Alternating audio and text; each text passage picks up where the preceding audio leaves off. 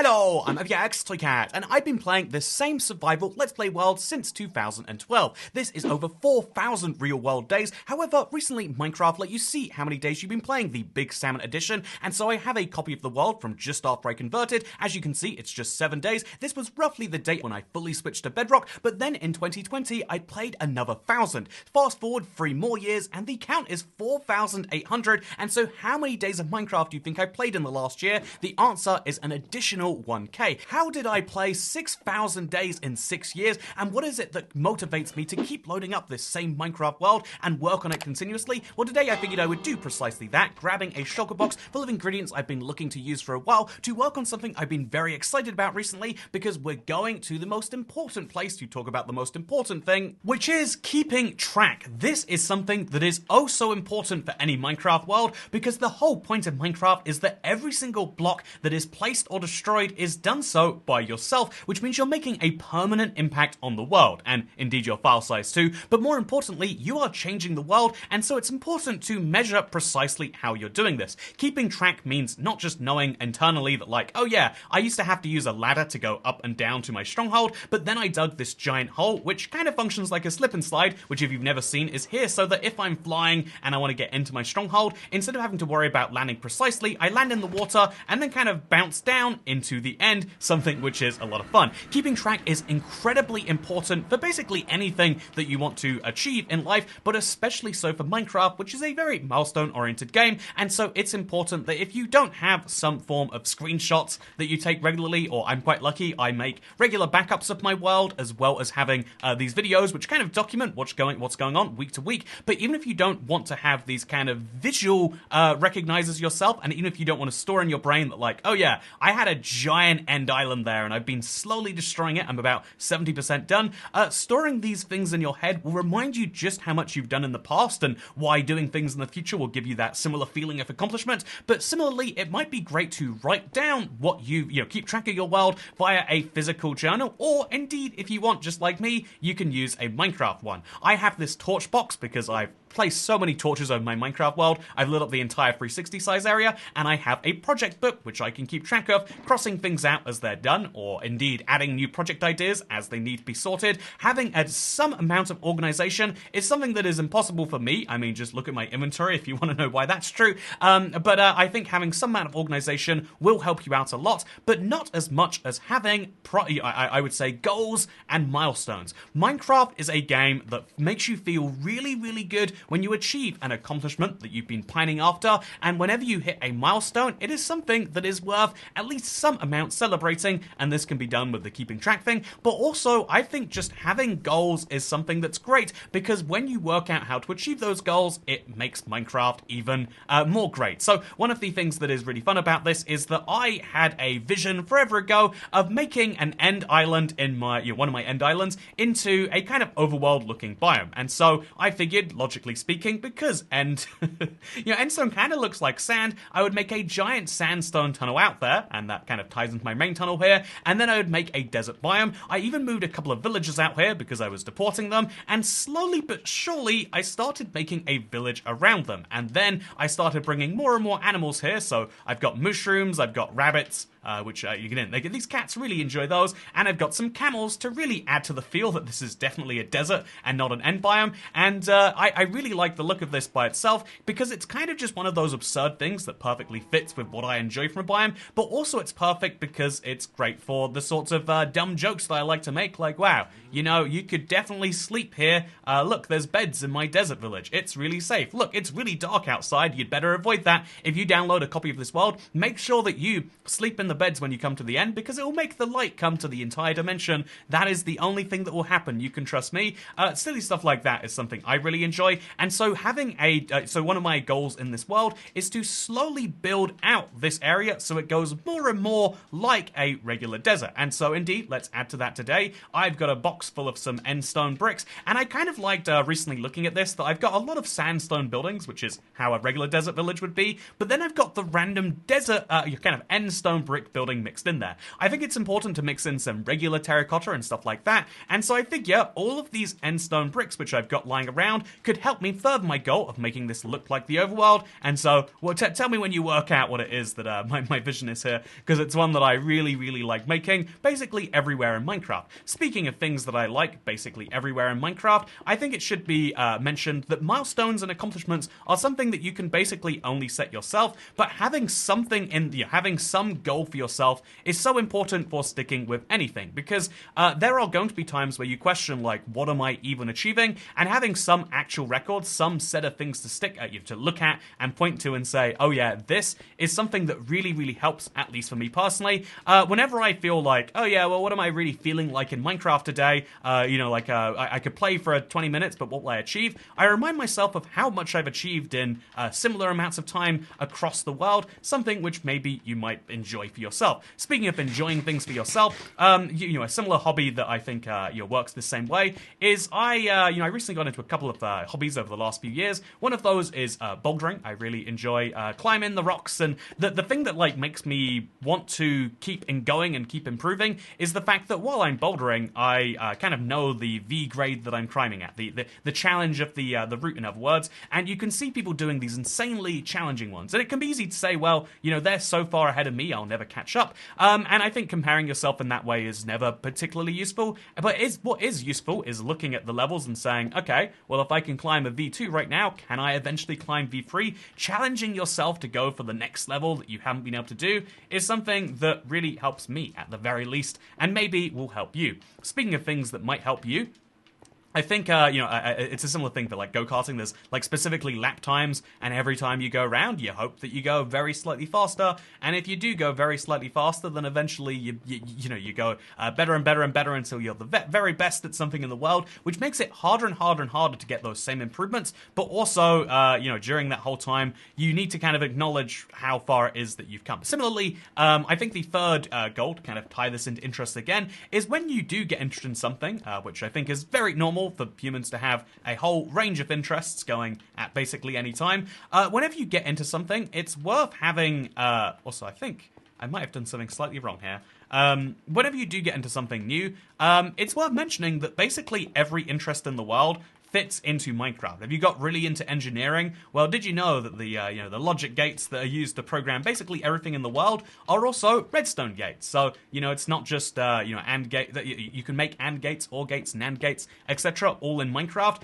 If you're really passionate about engineering, you might enjoy some redstone. Are you really passionate about, something I saw recently that I always want to work out somewhere in my own world is I really like real world maps, and so obviously I have the big map wall in my world.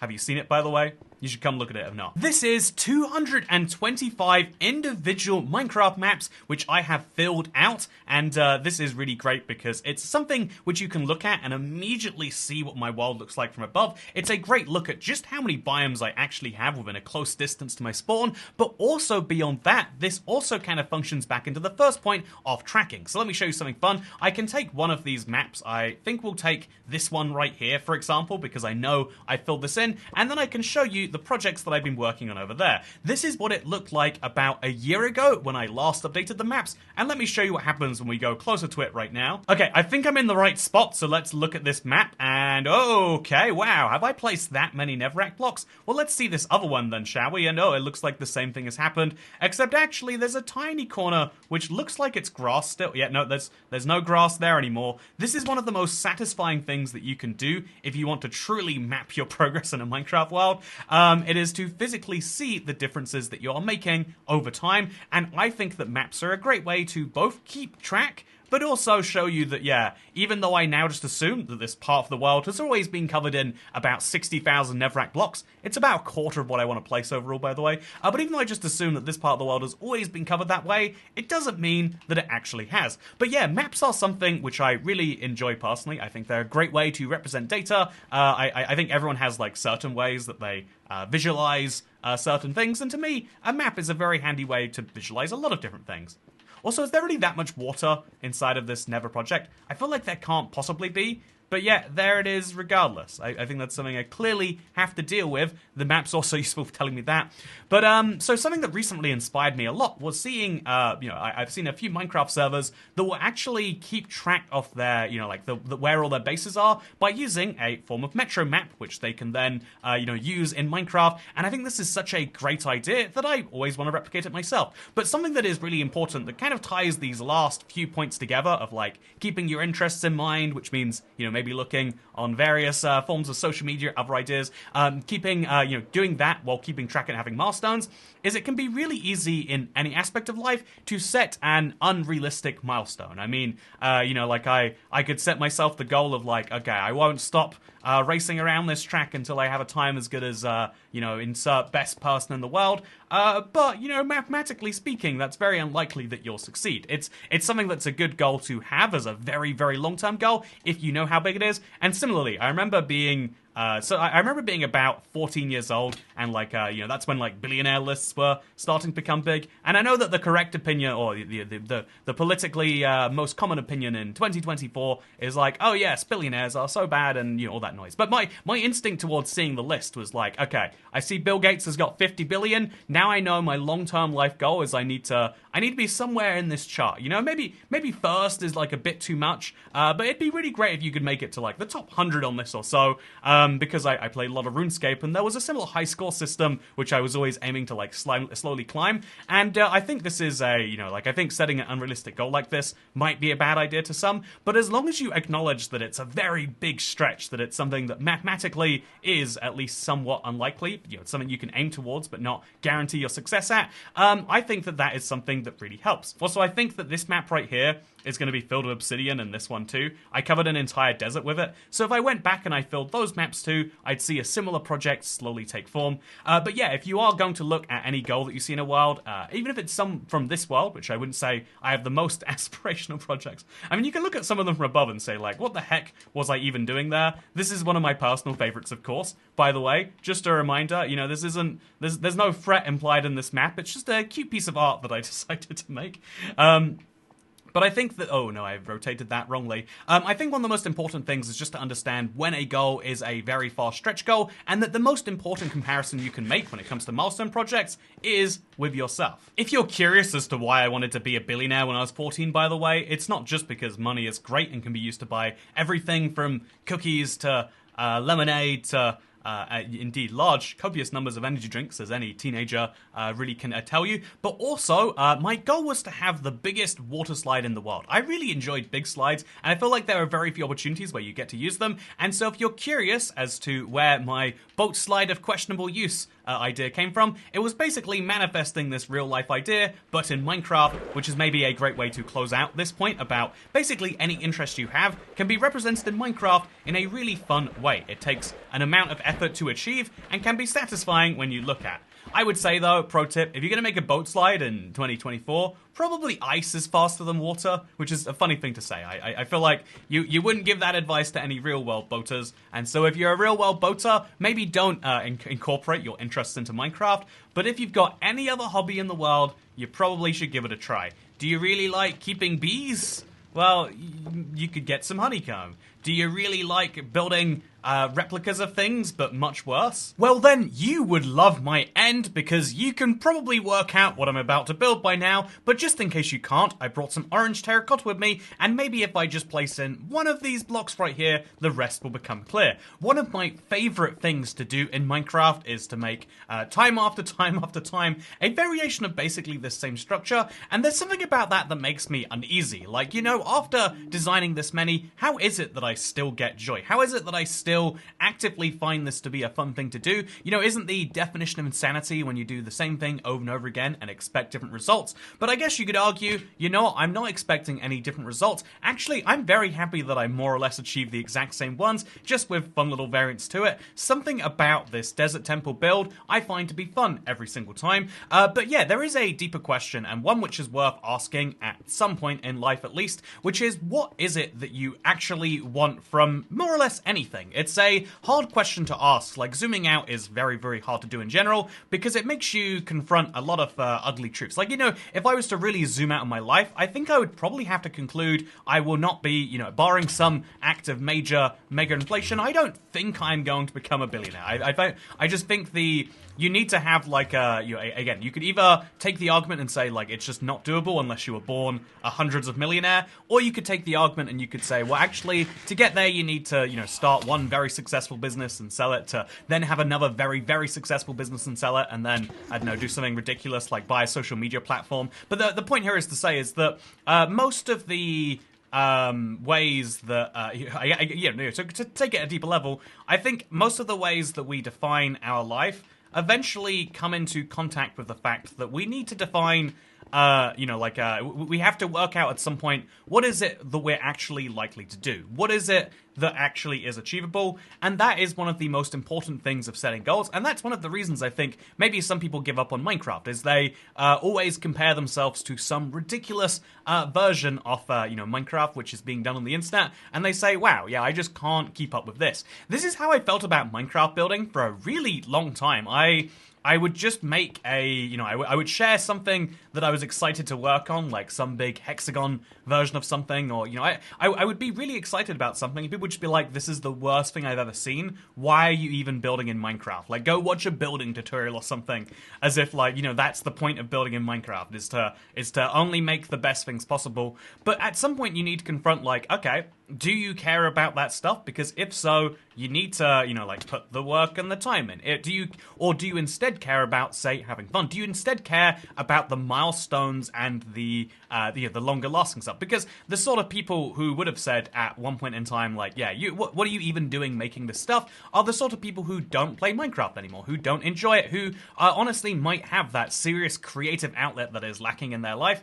And that raises some interesting questions, doesn't it? Like, at what point do you have to say that actually there is no such thing as, like, an objective measure of success? There is no such thing as, like a point where you can say that you've done everything that needs to be done. Because I think one of the hardest realities to confront is that you have to make your own goals and your own way in life. And that is really hard. Because, honestly, there is a lot of... by the way, we're just going to put some slabs on the top here. It'll be slightly confusing if anyone ever looks from underneath it, but that's part of the goal of how I build. I like things to look more or less like one thing on the outside, but have a slight layer of confusion on the inside. And if I can ever pull that off, I say I've done a very good job. But speaking of doing a good job, I think at some point you have to put down goals where you can specifically measure, are you doing well or are you doing poorly at a given thing? And it's really hard when you have to admit to yourself on something that it is going poorly, but that also can be the moment where you say, well, if I am still enjoying this, or if I am still, if it's still working for me, then it's clearly not poorly. Whereas if you look at something so far and you say, yeah, actually, even though, from the outside, there's enough people who keep on encouraging me, actually, I'm not meeting any of the goals that I'm actually aiming for. At some point, you'd have to say, yeah, actually, this is... like a failure and not a success. Something which is very, very hard to admit on any real level, but is something that I try to always have in my own brain. This is why certain series on the channel kind of have this going away phase, which is why the Let's Play stopped being, having Minecraft Let's Plays is kind of what started my entire, you could go really broad on this to say, my entire Minecraft career is entirely down to Let's Plays. I was just I was making Let's Plays of the games I was playing at the time. I was playing a lot of 360 games, especially 360 versions of things, and then Minecraft came out and I made a video about it. And then people wanted more, so I made another video about it. And then, so on and so forth until eventually that's where we got to. But at some point you've got to say, just because something was good at some point in the past, it doesn't mean it is good now necessarily. This is, something we're all doing day to day, just without necessarily admitting to ourselves we're doing day to day. At some point, you change your favorite type of chocolate, or your favorite brand of biscuits, or or much more consequential things, perhaps. I think that's what relationships and breakups and to go even deeper than that, that's what you could argue. Like changing job is where you say, yeah, this job is not achieving this job is not doing what I want from a job anymore. This is why having an Elytra is handy, by the way. Moments like that get just a little bit a little bit more scary when you have some stuff on. Okay, so glad to know that I am fine. I'm just gonna, honestly, let's take advantage of these firework rockets. I have them for a reason, right? And let's continue to place some more blocks. So yeah, I think at some point you have to actually ask the hard questions of yourself. It's something that it's something I try to do to myself somewhat frequently, but also something that is a little bit uncomfortable. Because like I said, like it is sad the moment you let the dream die of saying like, oh yeah, I want desperately more than anything in the world to have that giant water slide.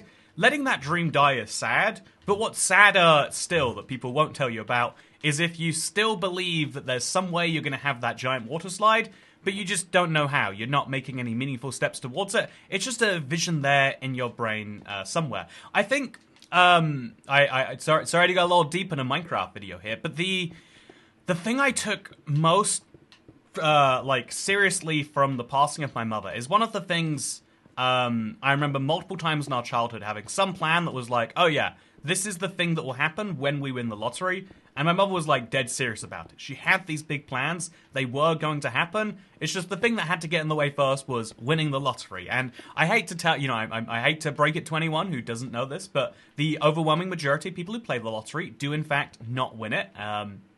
In fact, that is, some could argue that is most of the point of lotteries in general. And so it is kind of a heartbreaking thing to realize, like, anything that was contingent on something unlikely was basically saying, this won't happen. And some people I think are happy, like, the reason the lottery still works is, to defend something that I'm not really a big fan of real quick. I think the reason the lottery does still work as a concept quite well is because a lot of people do actually value those dreams quite highly. It doesn't matter what the odds of those dreams becoming reality are. What matters is, well beyond that, is the feeling you get that these things are at least possible. And in the same way, like, I could even argue, like, rather than giving up on my dream of the world's largest water slide, wouldn't it be less sad to come at it and say, like, well, all I've got to do is play the Euro Millions that has jackpots in the 9 figures, hundreds and hundreds of millions. If I just start playing the lotteries of the really, really big outcomes rather than, I don't know, I feel like the largest bets I make in my life are like in the single or double digits. Like if I started gambling more frequently and I could hold on to my dream. I could still keep telling myself that the only thing holding me back, the only thing stopping me from having this water slide is this thing, which could happen at any time. And but I've always taken a realist approach to most things in life. I always, a lot of people look at numbers and say like, oh man, it's so hard. Why did humans invent maths? We did this awful, awful thing to ourselves where now we have to do algebra and we have to do this and we have to do all these other terrible things. I can't believe humans were so silly to do that. But actually I look at, maths and I look at stuff like that as being a representation of how the world actually is. We spend a lot of time thinking about how we want the world to be, how the world really could be great if we just dreamed hard enough.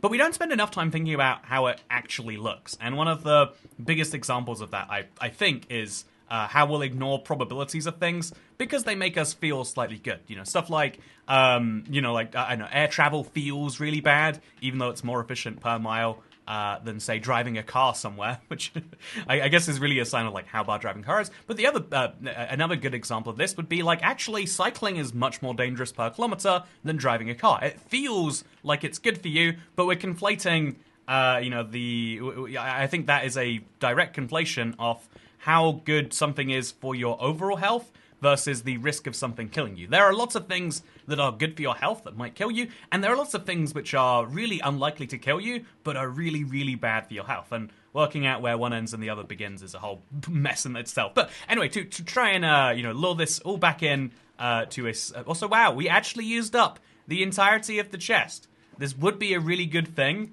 if my end temple were complete. But it's not, and so I've gone back to the overworld to grab what is hopefully enough blocks, and so let's come back to the end and talk about, I guess, the opposite. I think one of the most useful ways to learn about anything in life is to consider the exact opposite, and so rather than talking about, like, well, how do you stay motivated, the bigger and more important question that really you're probably trying to ask at some point is, what do you do when you are demotivated? Let's try flying through one of these this time. Let's do it. Okay, that's not working this time. There we go. I hope this is the right one. It's not the right one. There's a lot of chorus fruit here. Oh, this is one of the old console edition parts of my world. What a fun part there. Anyway, so I think the bigger question beyond, like, what do you do when you feel, what do you do to stay motivated is actually a question of how do you stop being demotivated. Everyone has flashes of motivation where they want to do the biggest, best, craziest things all of the time. At least I'm fairly sure that's how most people work. Which one of these do you think I have to go through to get to my same end islands? I should start labeling them, really. This is an idea that I have right now. Okay, this has got to be nearby to the right place. I bet if we just go this way, a good 300 blocks, we'll find where we want to be. It's got to be somewhere in this direction. Yeah, wait. Oh, what have I found instead here? Three of these end gateways stacked on top of each other? Oh man, that is... Is this a wonder of my Minecraft world? Is this meant to happen? How did this happen? Okay, I guess what I'm learning from this is that I have no clue where my end gateways go, and I could do something about this, which is a flash of motivation, right? I'm genuinely excited about the idea of, like, okay, what if I put signs on them and, like, labeled where they go? Either I could put coordinates on there, or I could describe what's on the other side, and then I could make them actually all go to different places and have some form of signage for my end. That would be pretty darn cool. And ultimately, it will feel like when you have these flashes of motivation, like, yeah, I'm excited to keep going until I get this thing done. But actually, a project like that, which seems like it's simple on the surface, like, okay, I just have to go through each of my end gateways. Realistically, that means I'm going through at least 20 fireworks, plus all the misses, and then I have to, kind of like structure it out, and the project will get bigger, because what's the point of just coordinates? Most coordinates don't mean anything. I need to describe those coordinates and have something on both sides that indicate they link together, maybe colored blocks, and by the time you start to think about something, you're in a long, unending road, and maybe you lose motivation at some point on that road. This is the question people are really kind of asking when they ask the question of how do you stay motivated. It's how do you stop a hugely demotivating idea from actually making you not do something. Okay, I'm gonna do this entire thing via Elytra, which means flying all the way up into the sky and taking a very different approach and just hoping that the glass pathway continues and that I can make it there. So this is my main end again. Look how great it looks from above. Oh wait, oh no, it's over here. Oh yeah, I had no clue where. I thought I finally worked out my way around my end, but I have so many questions, and they're never truly answered. But yeah, I think being demotivated is something I would say happens in my life frequently. It's something I go through a lot of effort to avoid, but the simplest way through it, the way that encourages me to do some of the things that I do, that I am proud of, at least personally. The thing that always encourages me, the thing that makes me want to keep doing it is this idea of, like, okay, this is a big, hard task. I know it needs to get done, but it's really hard to work out how. Let's split it up into smaller ones. I really like the idea of this little desert village in my end, and every time I come here, I think I would love to do all these things, and, I'd love to make a sheep farm in here. In fact, if you want to know something fun, the reason that sheep is in my my end portal right now is because I was trying to work on one of my current projects. Just to give you a little spoiler look right here, some of the things that I would love to do, besides building a giant statue of myself, or placing 3,000 crafting tables, so Mojang will make them useful, is to build a wool farm in the end, and maybe also finish my sugarcane farm to Bedrock. When you make these tasks too big, though, they become undoable. When you make the task a giant 8-hour slog, how often in your life do you find 8 hours where you're like, yeah, I have no other way that I could use this 8 hours, I guess I'll have to do this thing right here. I think very few people find themselves with huge slogs of time with nothing that they could do besides just finding something to get done there. And so it's much more important to find, I would say, shorter bursts, 20, 30 minutes maybe, even shorter than that, depending on how you want to see things. But having, splitting tasks up effectively is the single biggest thing you can do to improve your odds of actually doing them. And yet somehow, despite me knowing that forever, it doesn't actually improve my odds of being able to do so. It's the single biggest thing my brain is trying to prevent me from doing, because when you split up a task, when you say to yourself, okay, I will make an end temple, I'll make an end desert temple, because I think it will look kind of cool. And you say to yourself, that's fine, by itself that makes my end better. And then I think, okay, I should make the wool farm my end too. And then at the same time, I should maybe move a second village out here and terraform another biome, so this becomes like my overworld but built in the end. And you start to make a huge project that you're realistically never going to get done. And it kind of cycles back into what I said earlier about, like, yeah, when you have lots of things that you aren't doing and you feel like there's things that you should be doing, that's where demotivation can begin, in my experience at the very least. Demotivation usually starts as something of a more wholesome feeling. It's demotivation begins as like, oh yeah, I've got all these things I will do, and then as you don't do them, you start to doubt your own agency. Staying in control is an important thing, but also I would say another important thing beyond that is the ability to understand what a task is actually made up of, because sometimes you don't know what to do, and thinking of what to do is stressful and your brain just doesn't want to do it. It avoids it at all cost. This is where procrastination generally begins, I find. And so having a way to avoid that procrastination is good, and the easiest way is knowing exactly what to do and exactly how long you've got to do it. Hard questions to answer sometimes, sure, but questions that are rewarding when you can do precisely that. I think I have now got the top of my desert temple. It's meant to be a little thing like this with a hole in there. Sorry, not a desert temple, Actually, not. Yeah, desert temple. There's nothing wrong with this desert temple. I'll stick with that right now.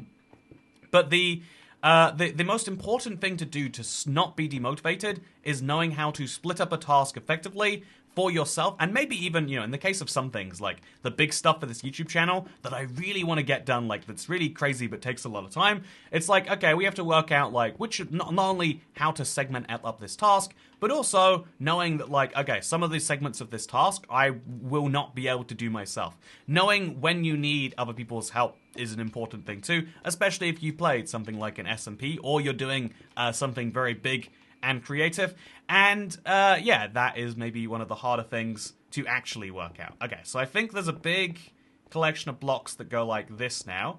Pretty sure this is how a desert temple works. Pretty sure. And then there's also two little holes that come out from the side there. I don't know why I have these 3 blocks here. I'm pretty sure they're not meant to be there, but just in case they are, I'll have symmetry here. There we go, perfect symmetry. And then we'll also have a little carved out hole that goes on the side here. When we make that carved out hole, we have to do one of these to make sure it actually fits. And once we do that, we have to make sure it goes over there too. I've ran out of endstone blocks again, but I've got plenty of slabs, which are basically just blocks that you cut in half. I'm a big fan of them overall. And so there we go. Carve the same thing out here. Make sure that it works just great. And then make a little hole around the center. And we have what I believe to be an... Oh, wait, no, that can't possibly be true. We've got to maybe have some more blocks on that. I have what I believe to be one of the first end desert temples that someone has made in survival. And honestly, beyond the joy of any of that, I think the cool thing about what I'm feeling right now as I'm getting close to finishing this project is that this will be a market impact on my end, and from here I can decide what else I want to do. But that only works if you can segment a task effectively. If I did set myself the task of numbering up all of the different Bedrock, all of the different gateways in my world, I would find that to be very, very hard too. And so sticking to a long-term world is partially down to the stuff that might be easy, described as easy. The stuff like, oh yeah, if you want to stick to a world, make sure that you keep track of it. These are the things which I think provide a lot of joy for very little cost. And then as you get a little further through it, it starts to become like, okay, if you want to... Oh, this is terrifying. Let's hold up the floor over here. I think it starts as easy stuff like that, and then it becomes the slightly harder stuff. Like, okay, at some point you need to decide in a very real and hopefully outwardly honest way, you need to decide to yourself, like, what is and what isn't worth doing. What goals are good for right now, and what goals are probably more realistically kind of stretch goals that you hope to aspire to in the future. Being able to separate that stuff up and being able to, like, effectively reward yourself with dopamine is something that is important. And as I am vaguely alluding to and have done so through this video, I also think that this is a thing that you'll find effective not just in Minecraft, but also in the rest of life, in other things too. The reasons that I think people with certain brain types tend to find video games to be, so maybe alluring, maybe addictive, maybe just, I don't know, appealing as a way to spend your time, whereas it's harder to find time to go to the gym or something, is because of the fact that video games know how to hack your, your system of giving you endorphins and good feelings, and so you should learn how to hack it too. If you don't work out how to motivate yourself, someone else will. and maybe that's the most motivating thing I can say today. Or maybe it's the least motivating. Maybe it's a question about how we don't have any free will, and the best thing you can do is shape your own will around what you want, but not like in the same... It's not that your free will decides your free will, it's that you use some amount of your brain to shape what you think is free will so that you start doing it. But anyway, that's a point for another time. For now, I have learned that I need to torch this place up. The number of Endermen who started spawning here immediately is bad. And what's even worse is now that there are Endermen here, they're going to teleport around the rest of the place, pick up sand, and ruin more of it. So, okay, there's one very important thing we're learning today. It's that Endermen are brutal, you don't want them anywhere, and so get them out of your life. You know, and the Endermen of your life might be the sorts of things that try to tell you you'll never do anything.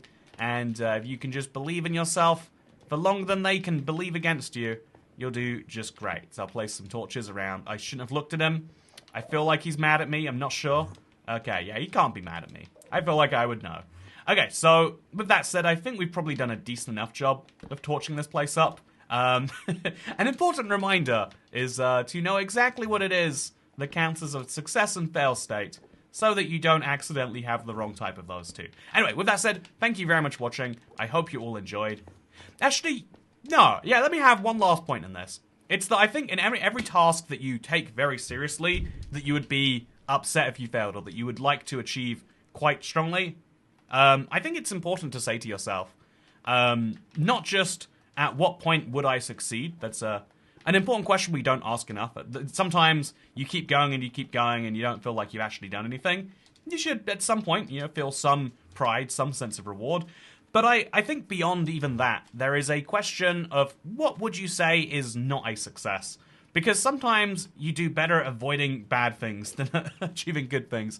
I find this works myself at the very least. And is some of the reason that I stay in this world is because I'm like, okay, I've got to just keep doing this so I can fix this and so I can do that.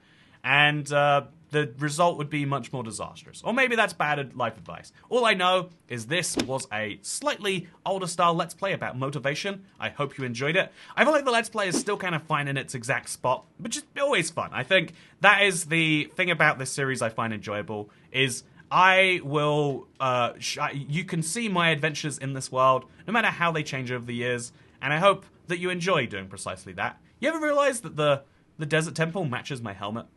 That's suspicious, unless this is a... I bet this trim came from a desert temple, actually. Anyway, thank you for watching, hope you all enjoyed, and I'll see you next time. Goodbye!